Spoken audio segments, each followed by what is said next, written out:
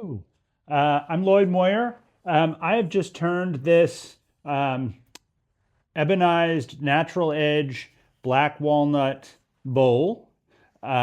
Just finished it, and that's what you're going to see me turn in today's video. Thanks for watching.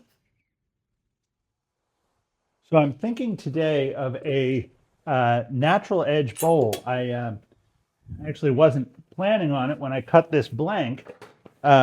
But what I have here is a blank of black walnut that has been sitting in my shop for quite some time. And when I cut it, I said, "Oh, that's pretty even as far as the bark. So it might make a nice natural edge bowl." Now, normally what I would do is mount it onto a screw chuck like this. If this is going to be the base, I need to have I need to not have a screw hole in here. I just need to have a foot. So what I'm going to do is just put this up against my chuck. I'm going to open my chuck jaws. This is I just need to do this enough so that I can get a base cut onto this. And what I want is, I don't need to have the drive center or the tailstock in the center of this. I need to have this end even.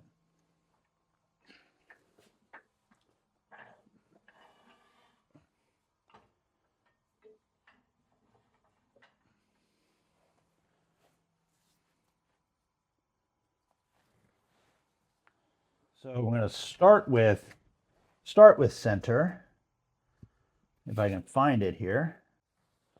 So little geometry here. If you have your circle but you don't have your center, measure your diameter, or in this case, I knew what the diameter was. I used my 10-inch disc to draw this in. So I took my dividers and set them to 5 inches, and then you just put a point on the circle and scratch an arc. And then you put your point on any other point of the circle and scratch an arc. And where they intersect is going to be pretty darn close to the center. I actually did 4 just to get, because this isn't a perfect circle. You've heard me say when I'm using my centering discs that it doesn't have to be perfect. So since this isn't perfect, I did several and got myself a pretty good center. Here endeth the geometry. I mean, we're working in geometric shapes here, so a little geometry is always useful, often useful. So I'm going to start with the center. I don't need this to be in the center, but I want it to start in the center. So what I'm looking at here is I want my tall sides to be even, and I want my short side to be even. So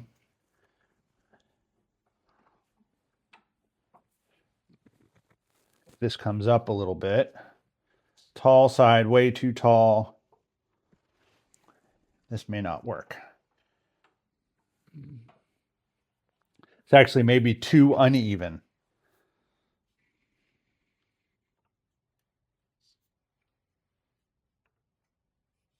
So that's pretty close.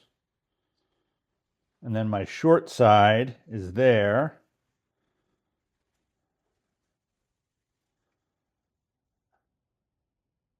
So that's a little low, but my tall sides are in pretty good shape. So we're going to start right there.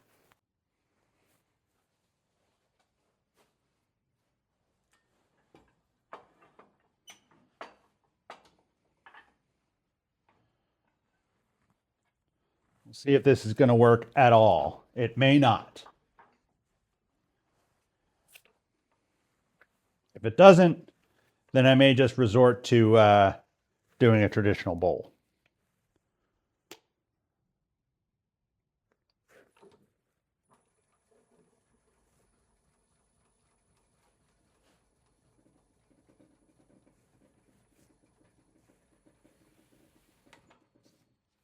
Very uneven.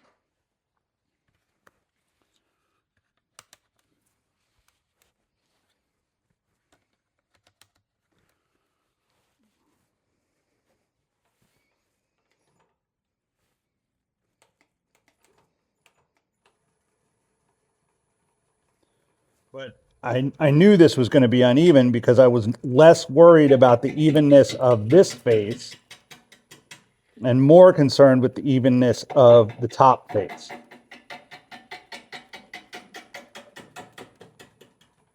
Nope. Slipping.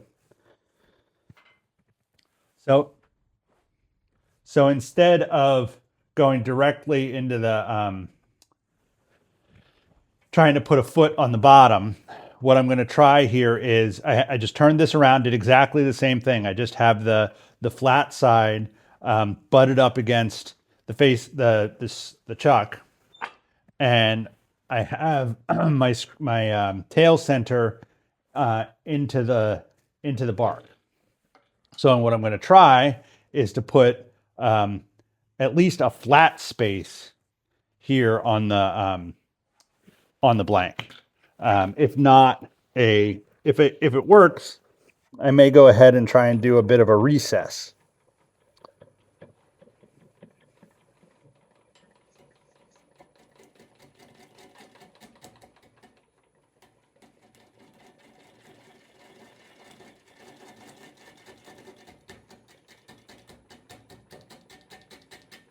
If I have an actual recess, it means that I can actually grip the blank.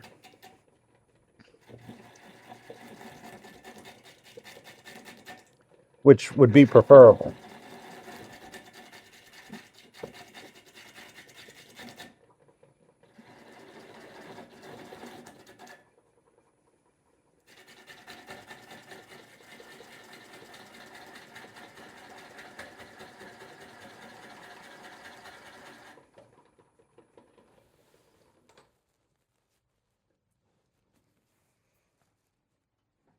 This piece is not perfectly flat on the front side either. It's just chainsaw flat. So that's the rattling.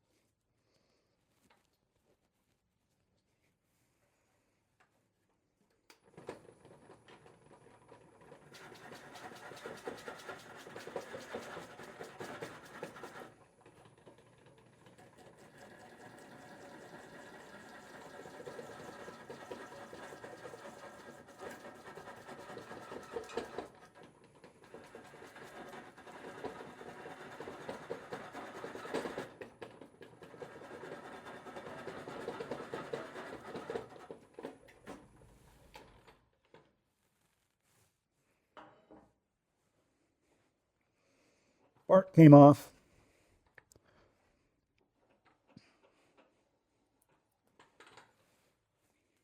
So didn't get a recess, but I did get a flat.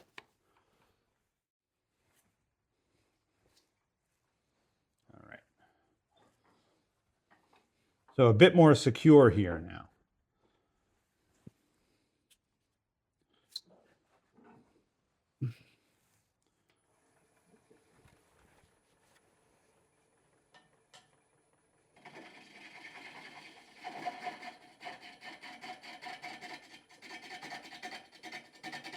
Still want to be gentle.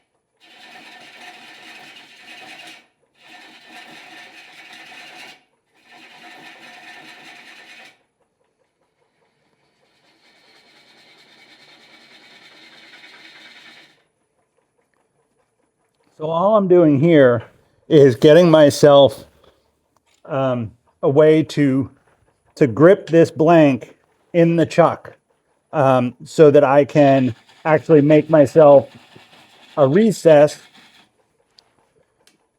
to more securely grip the blank from the other side so that I can do the whole outside of the bowl.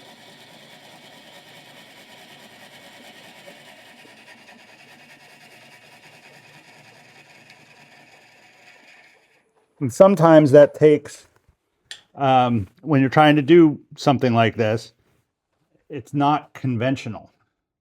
And I realize that. This, I'm going to make that just a little bit smaller.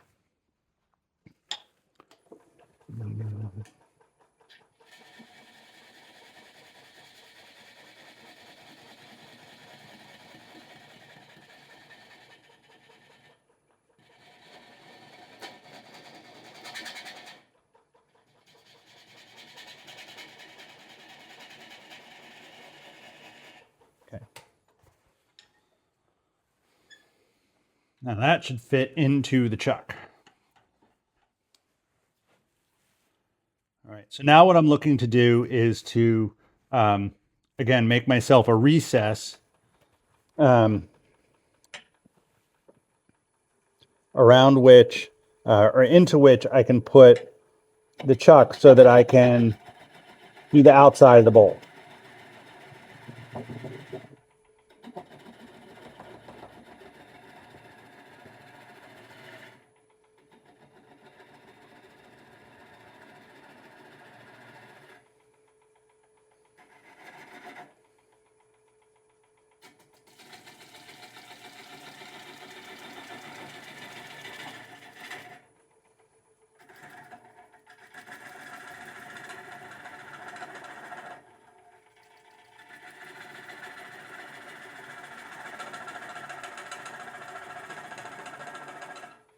I can also, while I'm at it, take some of the bark off of the inside that I know is going to come off.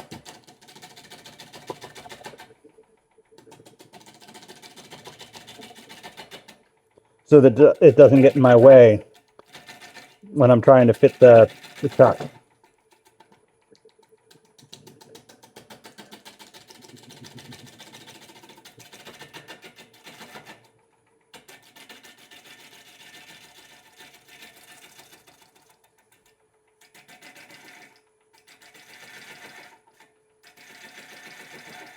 I'm still taking it slow and gentle here.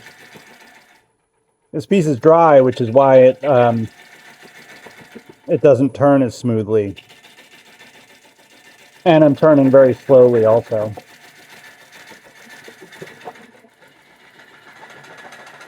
When I say slowly, I'm turning at 415 RPMs, which for me anymore is quite slow.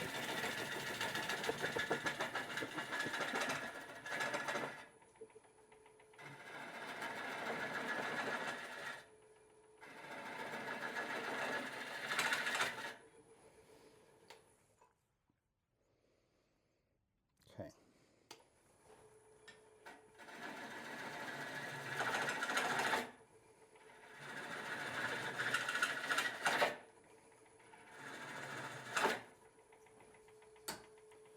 Now I need my little dovetail scraper, especially if you prefer to make your bowls. Man, that's getting close. If you prefer to make your bowls with a recess instead of a foot, so a tenon instead of a foot, this tool is very useful, because what it allows me to do is to make a dovetail with a flat. Now, a skew chisel does the same thing, but the skew chisel, oh, a skew chisel is a skew chisel. To go in flat with a skew chisel, you need to be out here. You need to have the tool like this. Whereas this one, I can hold the tool straight on and get a dovetail.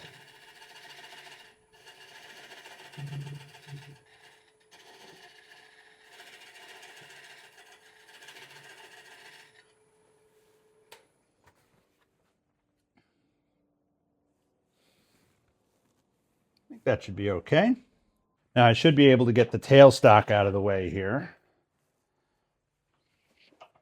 And then I'm just going to turn this around into the same chuck.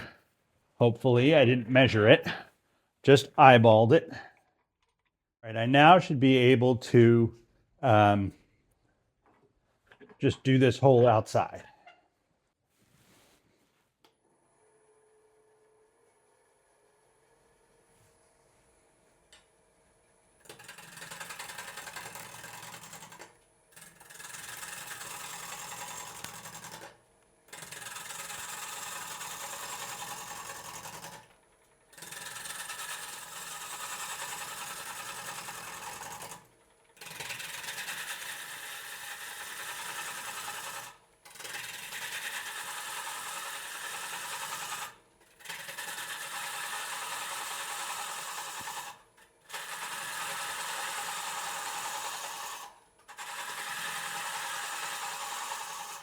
This is just a pull cut that I'm doing here to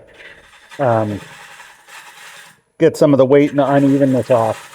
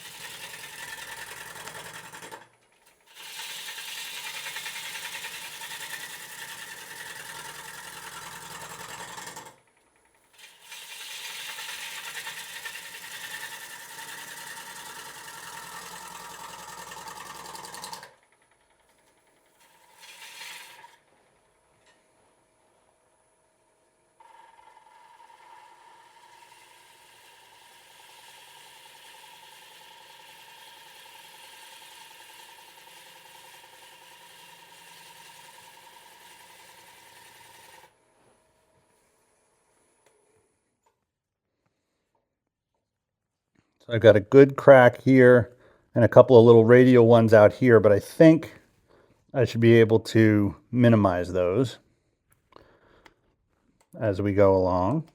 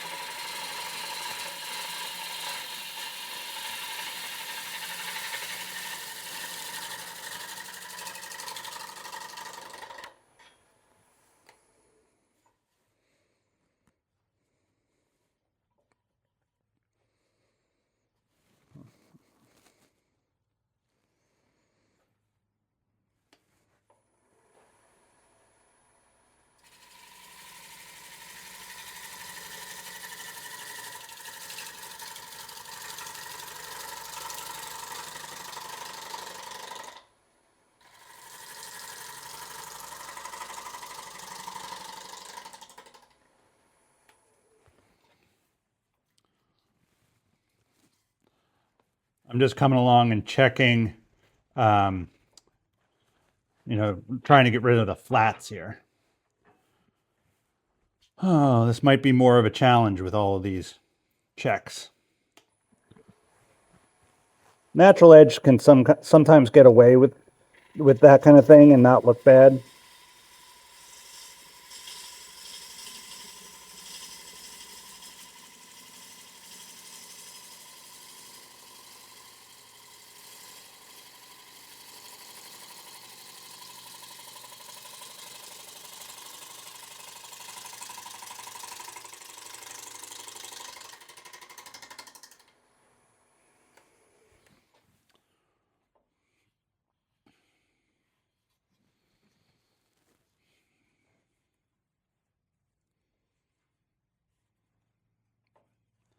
This here, this, all these little radial things. Really don't want to have. You know, I usually don't mind having cracks and things in my bowls.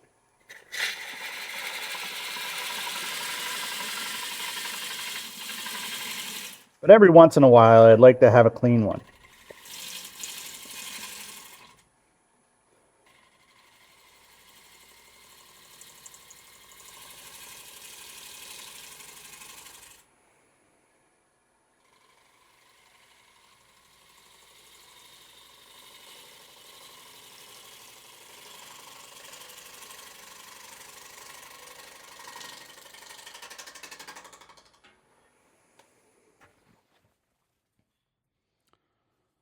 The more I take down, the better it gets.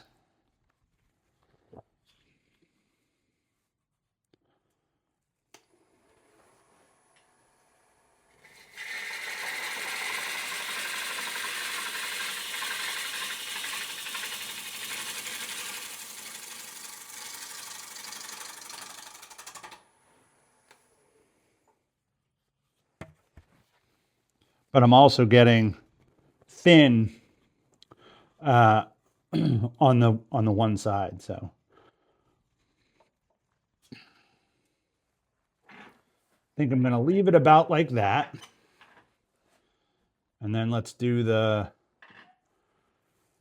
base here.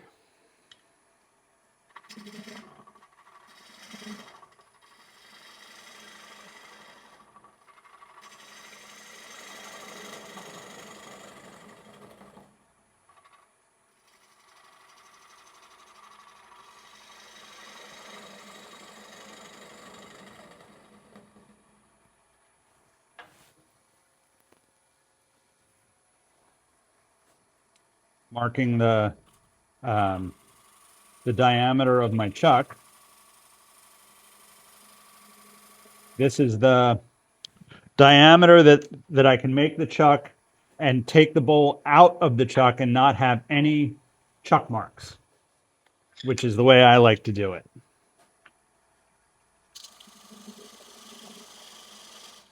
Not saying it's the only way. It's the way that works for me. So I will, if you watch my videos, you know already. I like to take just literally, I will finish the outside of this bowl before I take it out of the chuck.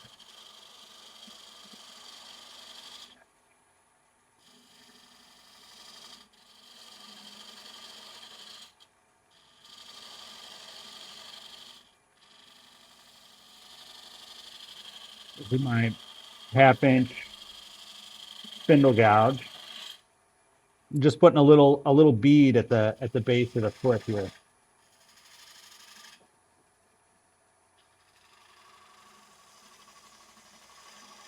Every element of your bowl should have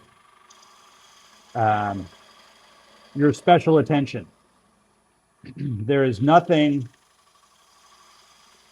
that you should gloss over and not worry about in designing your bowl. Every single piece of it, because whatever somebody notices, you know, even if you don't notice it or didn't notice it, doesn't mean that your customer or your whoever ends up with the bowl doesn't mean that they won't.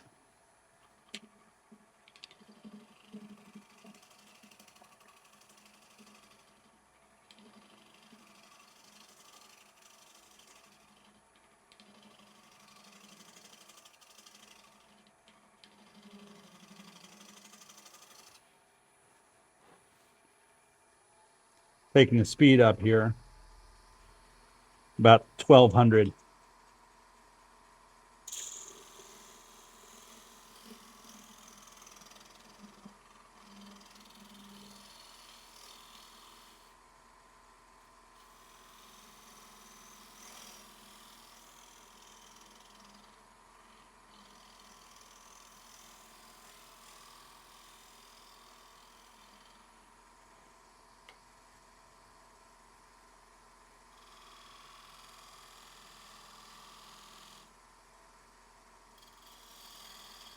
and I can't stress enough, especially if you want to sell your work.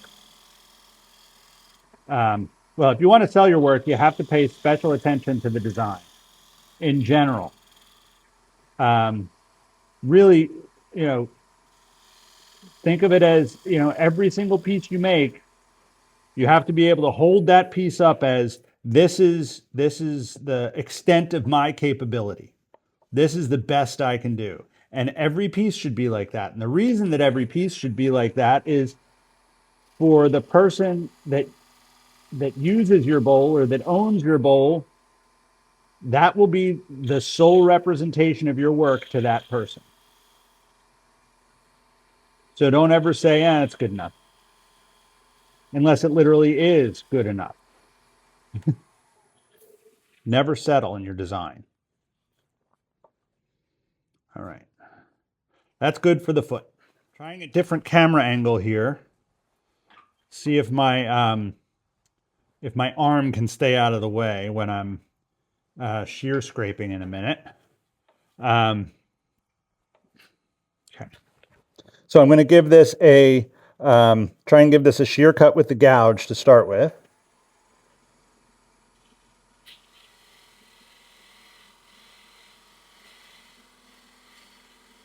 And again, the more you're able to take your time on a cut, the cleaner that cut is going to be, especially in relation to the speed of the lathe. So I'm going at about 1200 RPMs,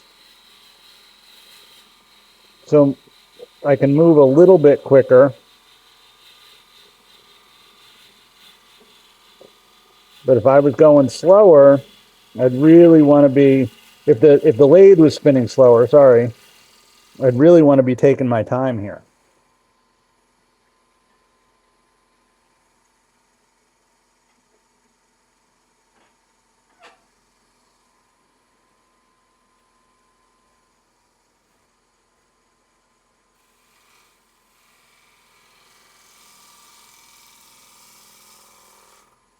Now, as I get past where I can ride the bevel, I'm cutting air part of the time here. It's important that the pressure that I'm exerting on the tool is going down into the tool rest and not forward into the bowl. Because when I'm cutting here, I'm also cutting here, and I don't want to be pushing in here. It'll just make that cut rougher. All right, that looks pretty nice to me. I wish these weren't here. It's just, I don't want to go a whole lot thinner here. I'm going to take one more pass. Try and get rid of some of that. But I'd like to mark it with a pencil.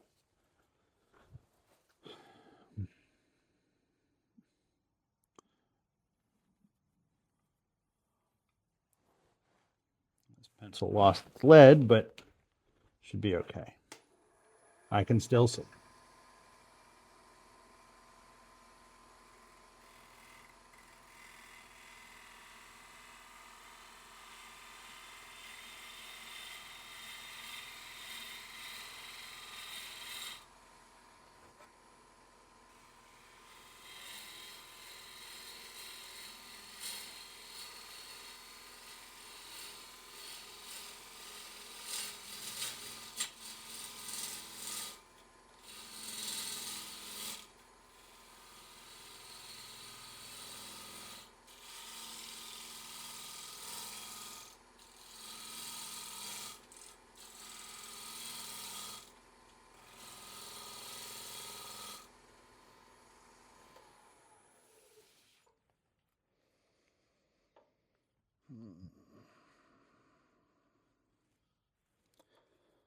All right, that has done me no good.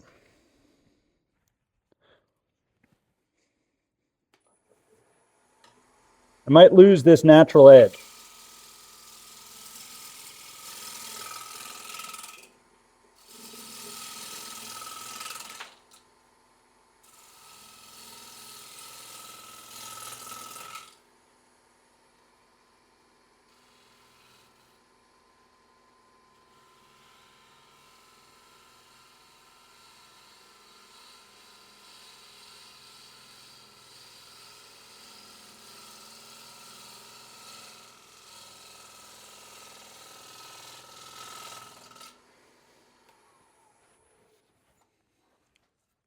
Yep.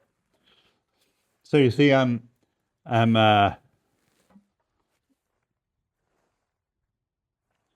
so you see, I got all the way up to the rim here, and the bark came off.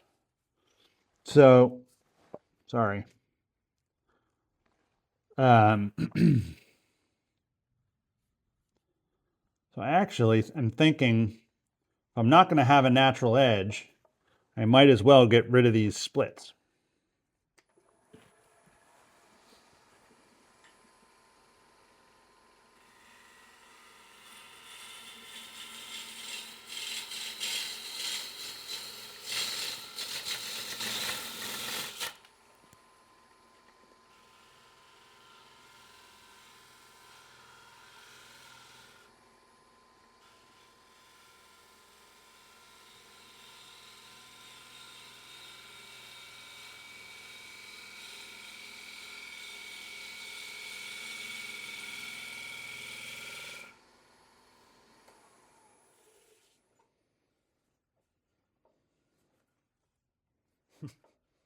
This one is going to be persistent, as is this one, it looks like.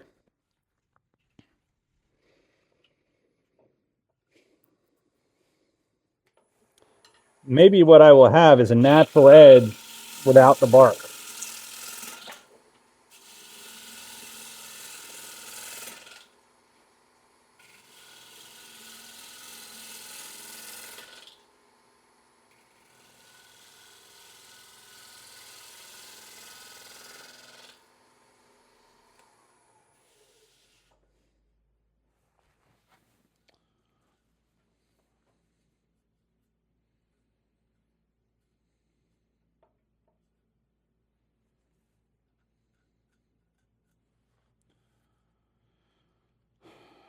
I think I'm gonna say, let's leave those.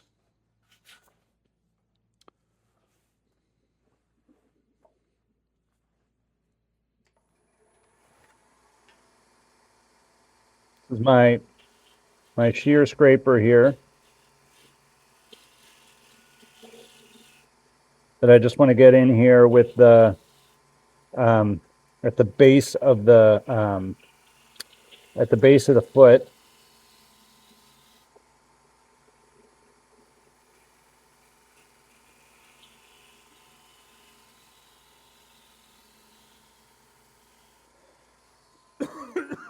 Excuse me.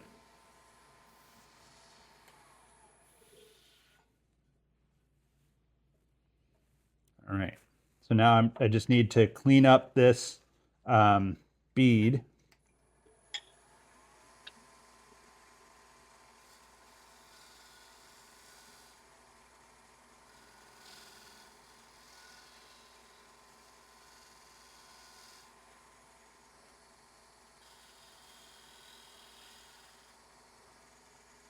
Good.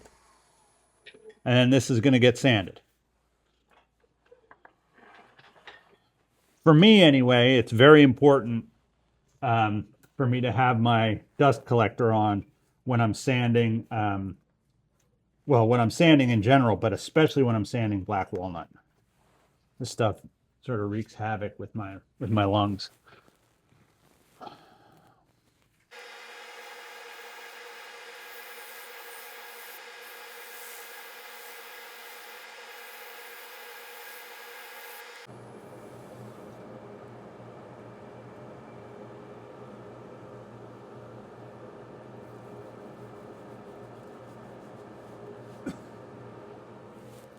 So I'm just going to drop a little glue in those two cracks. Actually, first, I'm going to drop a little oil on top.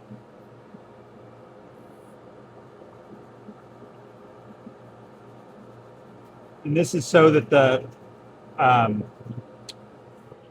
the glue sort of stays on top of the oil on this part of the bowl. But it will go into the crack, hopefully.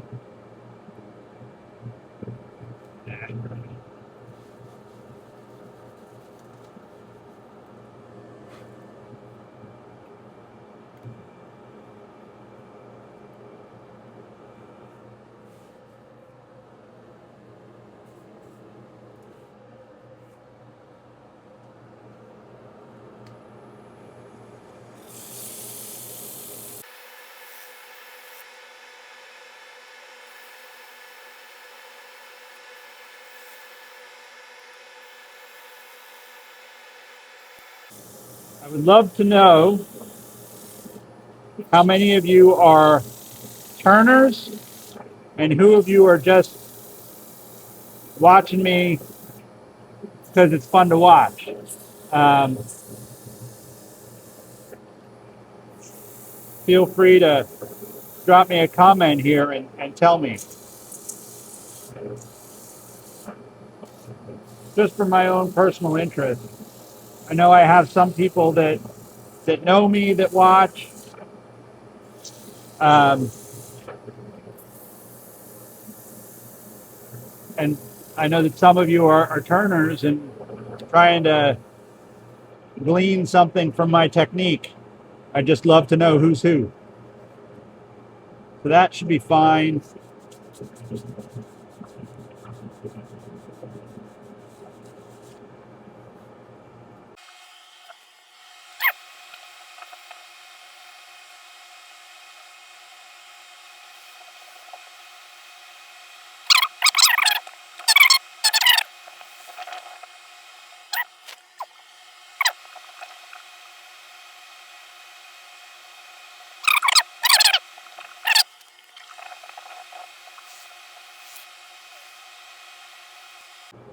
So that's 320. A little bit of grain there that I missed.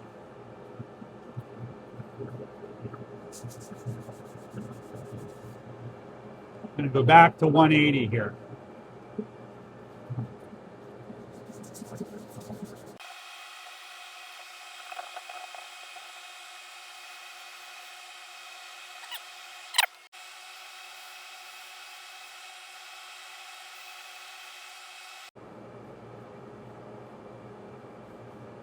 Better.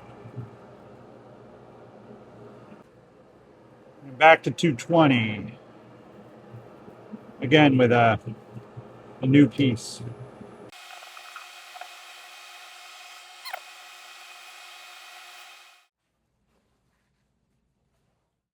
For those of you who are unfamiliar with ebonizing, what I have here is white vinegar that has been sitting with some rusty nails and I don't know, some other stuff, just metal. Um, and you just take this mixture and wipe it on the outside of the bowl and it will turn it black. Sometimes it will turn it sort of old gray, like it's been outside for years. Sometimes it won't do much of it at all, much to it at all. But you see how it, how the wood is darkening, and it's a chemical reaction with the tannins in the wood. Um, just gives you a little something different in your arsenal.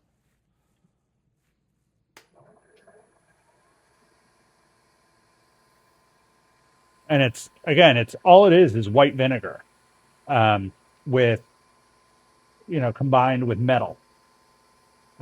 So it's not toxic or it's not a stain in the in the truest sense of the word. Um,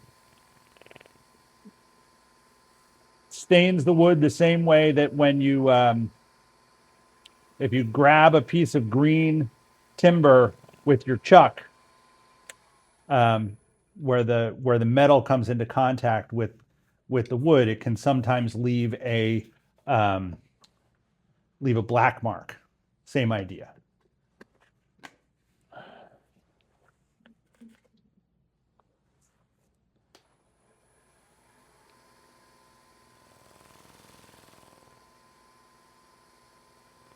Now you also can then go. This also it's not an instantaneous thing.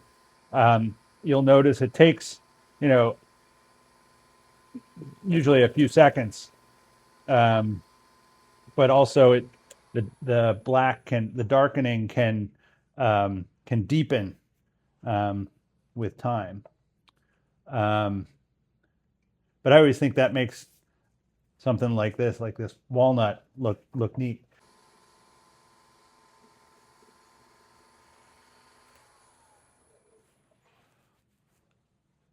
So then on top of that, I can put oil. I don't know where my finish rag went. I'm sure it's on the floor covered in shavings. So I'll start a new one. I'm not worried so much about the bark here because I'm going to take that off eventually.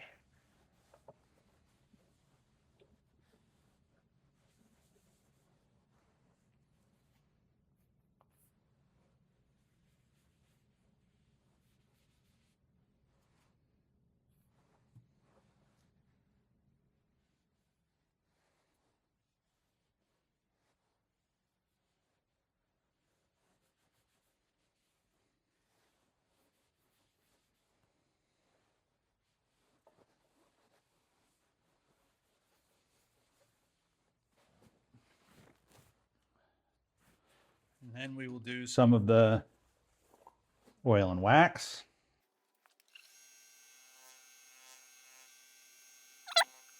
I think I'm going to put on some carnauba wax. Carnauba wax is just it's a harder wax than beeswax, and gives you a bit more of a lustrous finish when you buff it.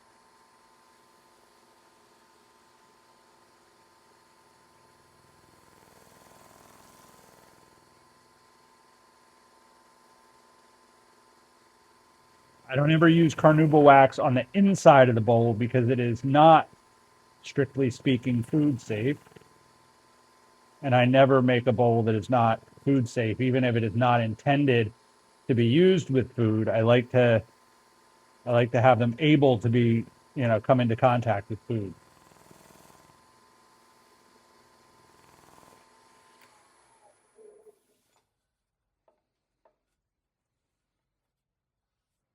Lovely. So now we'll turn it around and do the inside. So now I just have to dig out the inside.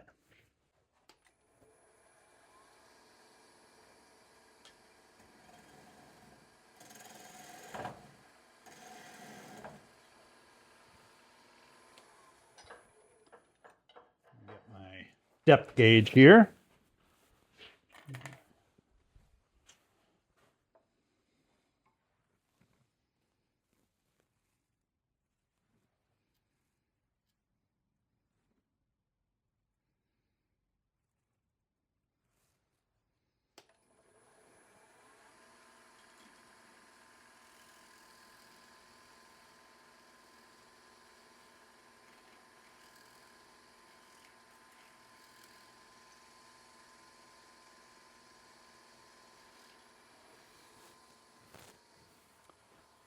And then I just have to find the bottom of that hole, and I'm in pretty good shape.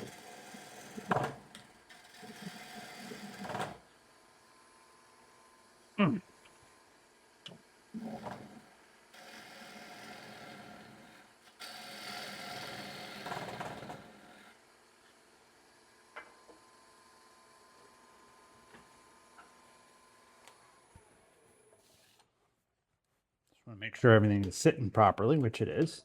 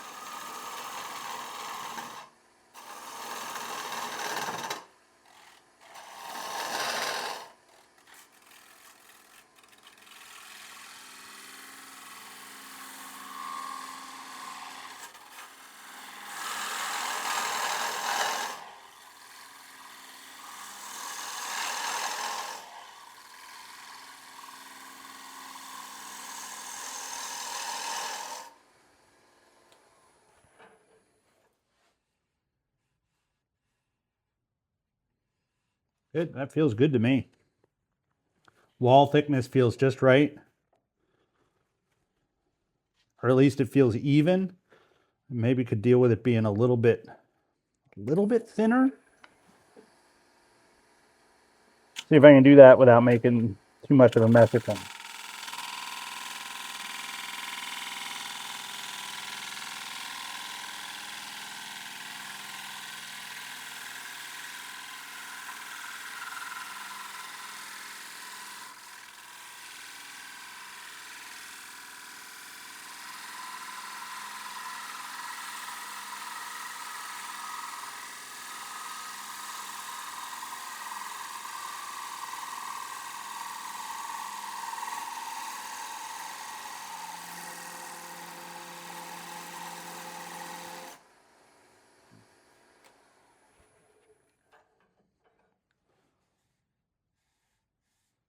That's good.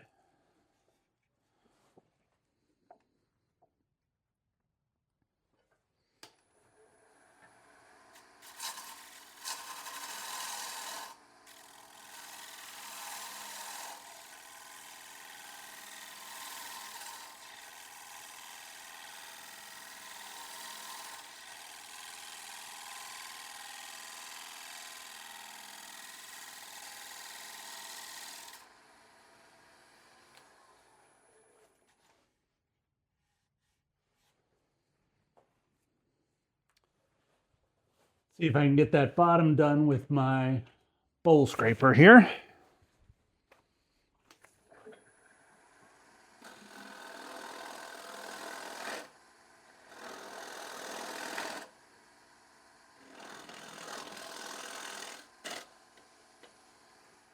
Bowl scraper needed a new edge.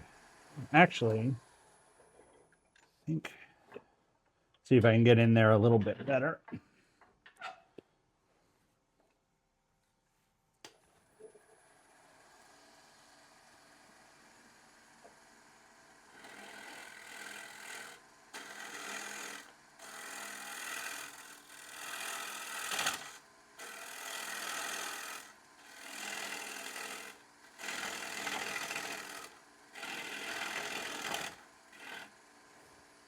Feel like I'm a little bit low here.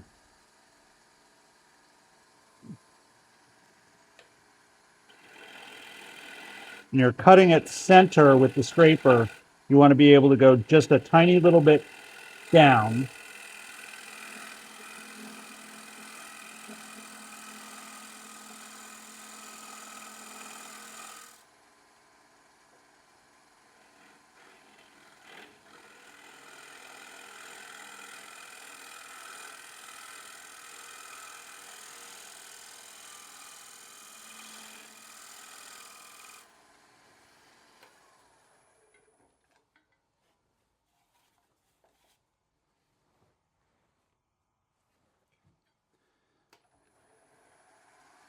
I do have a bit more room in the bottom here.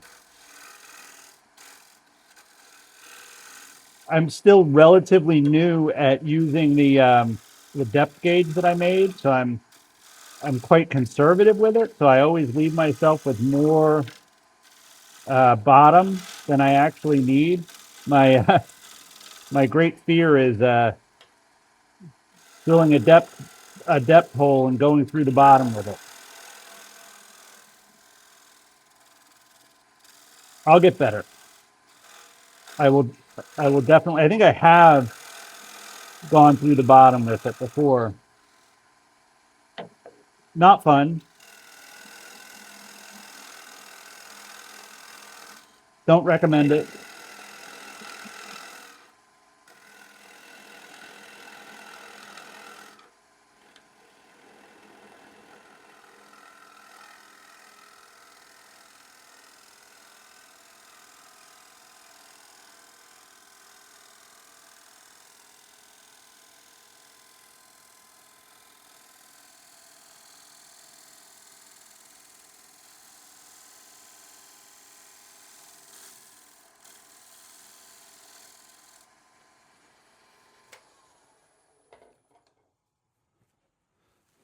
Sorry if I had my face mask in the in the way of the camera there for a second. I may have done. Nope, still a little bit more room in the bottom.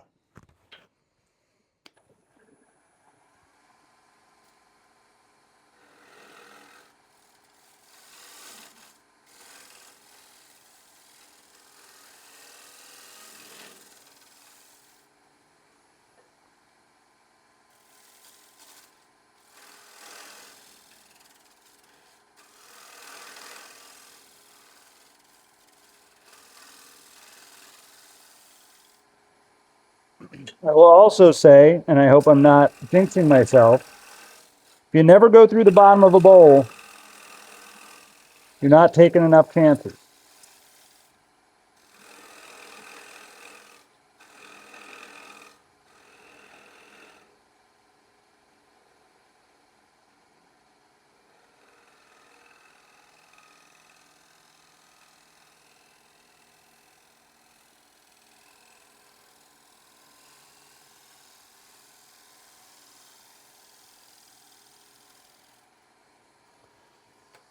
That by no means is me saying that there's nothing wrong or that I don't mind going through the bottom of a bowl. It's still a pain in the butt, but it's also it's a good learning experience, not to mention humbling.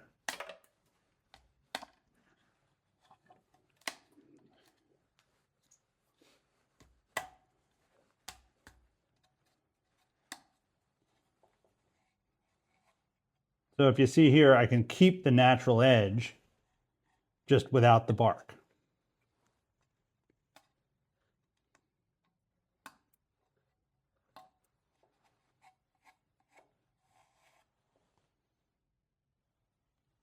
Except for right there, but I'm still going to leave that raw.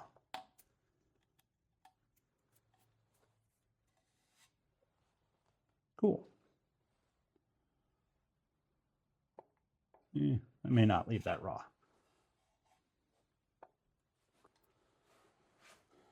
All right, then that's going to get sanded. I think I'm going to fill those couple of cracks too, but I'm going to sand it with, I'm going to power sand it first.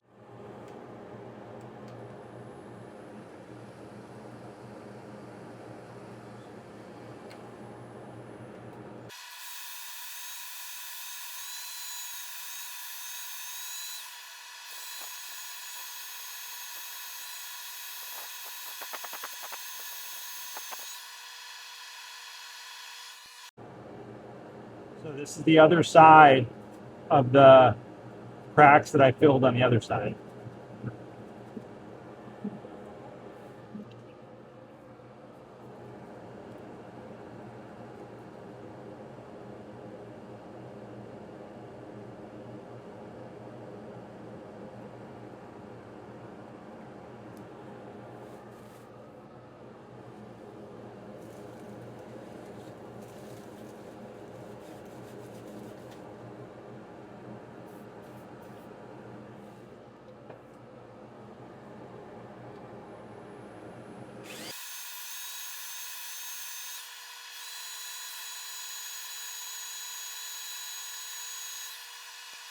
I am just going to run this sort of roughly around the rim to get rid of some of the these pieces that are jagged.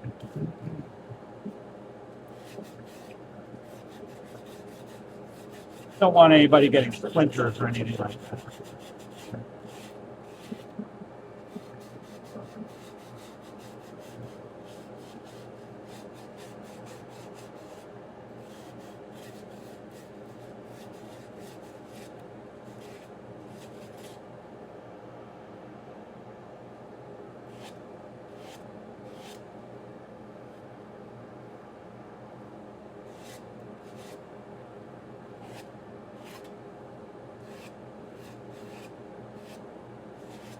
Okay.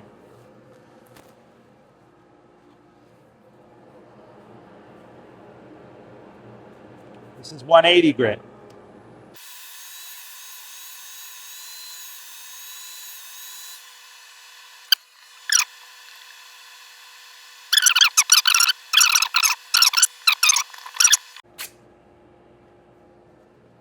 320.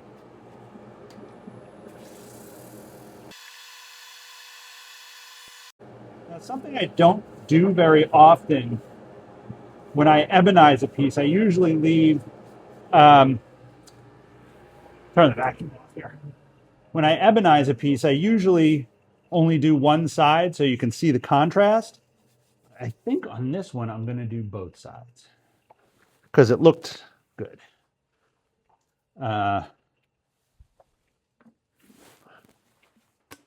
I don't think you necessarily need a contrast, especially with black walnut. So let's just do this.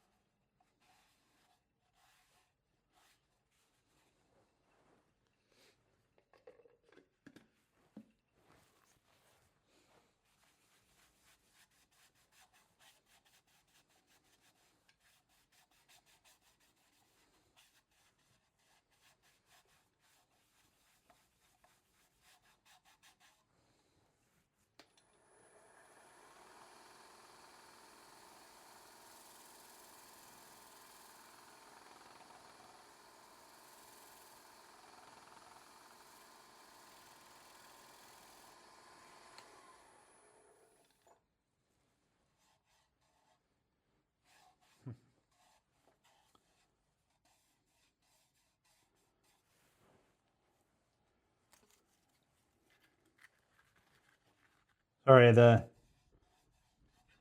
liquid in the vinegar made the end grain stand up a little bit. So I'm just going to go back and knock it back down again. And I will do the oil.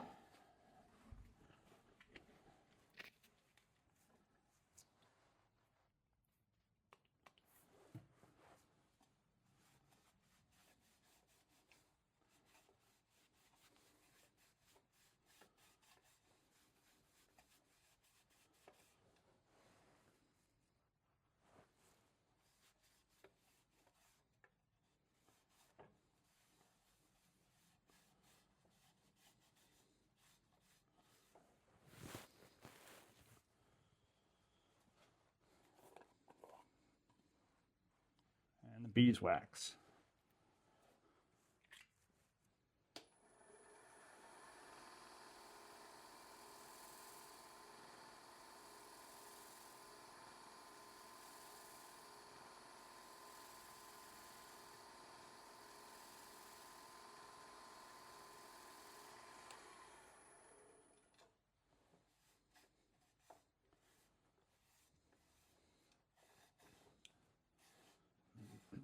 Also put some on the rim here, and the rim actually has a little bit of a contrast because the rim never got got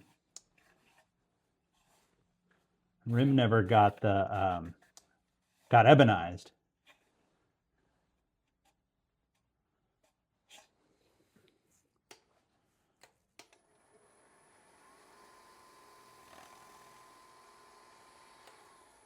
All right.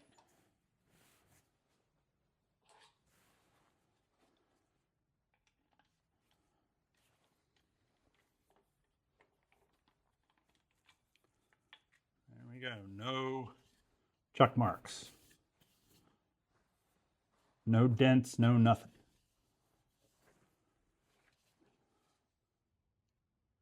I gotta say, I'm pretty happy with the way this one turned out.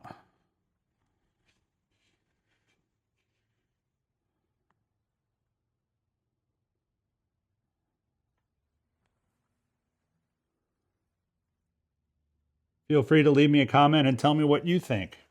Also, please give me any questions. I like answering questions. All right, until next time, thank you.